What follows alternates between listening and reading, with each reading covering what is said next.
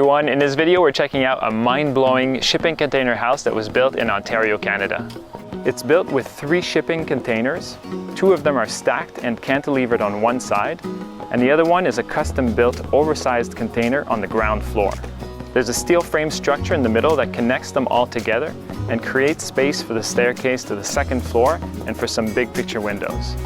Amazingly, there's an equal amount of indoor and outdoor living space here, and that's mostly due to the fact that the flat roofs and the space under the cantilever can easily be transformed into deck and patio spaces.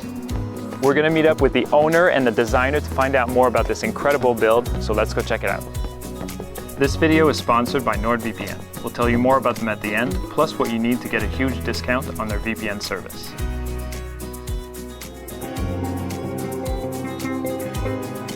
What I love about building with shipping containers is the uniqueness of them. The modern look, the sleek look, the corrugated steel that's inside, the rusted beams, and the natural attributes of containers are beautiful.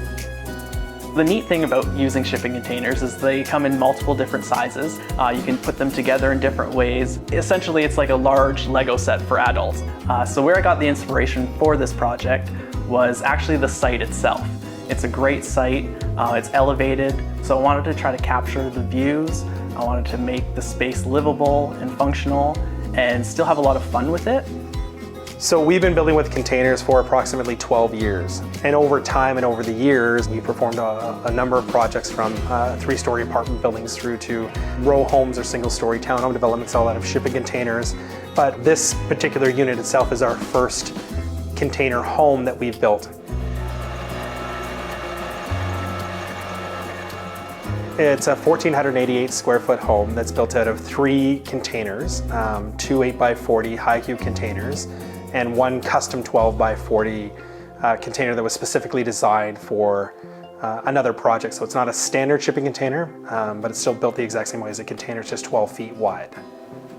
So with the exterior design of this property, I wanted to make it really modern. So we used a lot of different materials, hardy board panels, Mabex siding, and then corrugated steel that resembles the shipping container because it's nice to keep the container look. And I wanted to have a nice rooftop deck. So with the 12x40 container, there was a beautiful area to put a 480 square foot rooftop deck that overlooked the beautiful water right across the road. And then I wanted to cantilever a couple containers just to get a cooler vibe and some nice covered front entry and another exterior deck.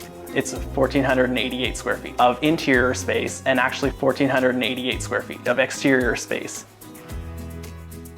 So we're in the center of really the main floor of the cottage. So off to the one side, inside the 12x40 container, we have the kitchen area. We have a dining area. There's a mechanical room with a laundry unit inside of it. And then that leads into the master bedroom with the master bathroom. The central area here is really the living space. So we're between the 2 containers. So we have about a 10-foot span between container to container to create some open space for a living space. Access out to the back deck and the patio. Behind us, we sort of tucked in what we call the coffee room, which is a small area in the back of an 8x40 container that has an indoor-outdoor fireplace, and it has access to the exterior, which leads up to the hot tub. And then at the front entrance, we have a small closet. We have a powder room, a 2-piece powder room. So this is a typical opening in the container. We cut out our opening and then weld in some more HSS steel. We like the effect of leaving it exposed because then you get that nice look. This is the infill section. That is a full metal infill part. It gives you the look of both and how they come together. So this is the infill section. We're upstairs. This is where we really get the elevated view of the forest. We get the elevated view of the water. So it's a beautiful area in the cottage. It also gives us the ability to show a lot more of the exposed container walls. So on the interior walls, we don't have to insulate on the interior like we do on the exterior, so you can show the steel off. Upstairs here, we also have access to the rooftop patio, which is 480 square feet on top of the 12x40. And then we also have a private patio that comes off one of the rear bedrooms. And then in the center, we have the washroom and the shower room that are split. And then we have a front bedroom that has a beautiful picture window that shows the lake. And then in the infill space, we were also able to put what we call a flop room.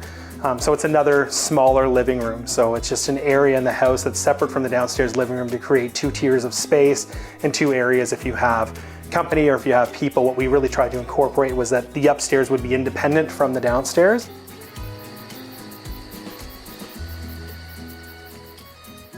The design of it's actually built with some fairly rustic and simple materials. So it comes together very, very nicely, but to be truthful, a lot of what's in here is relatively inexpensive. So we use the container, the core of the containers themselves to sort of create some of the visual effects inside and some of the big walls that you see. But then the rest of it really is rough cut lumber, simple stained pine.